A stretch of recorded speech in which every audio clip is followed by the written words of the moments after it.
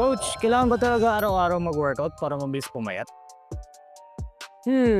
Actually, ang workout dapat maging consistent yan. And then kapag araw-araw ka mag-workout, ang unang mangyayari sa'yo is mababurnout ka. Kung hindi ka man maburnout, ang pwedeng mangyayari sa'yo is ma-injure ka. Wala kang proper rest. Always remember, yung mga muscles natin, hindi yan lumalaki or hindi yan nagiging mas malakas sa workout. Lumalakas yan sa recovery. Ibig sabihin, mas tumutubo or lumalaki yung muscles natin while we are resting. Yes, masarap pag-workout araw-araw. Ang tanong mo dyan, hindi ka ba may injure kapag araw-araw ka mag-workout? Or hindi mo ba mararamdaman yung burnout? Kasi ang fitness journey, especially yung pag-workout, dapat maging consistent yan. For it to be consistent, dapat it feels fun for you. Dapat wala kang mga injury na mararamdaman. So for me, your body needs proper rest para mas maging stable or mas maging sustainable yung fitness journey mo. And then kapag naging sustainable yun, ibig sabihin, mas malaki yung chance mong bumayat. So proper rest and hindi kailangan na araw-araw na workout.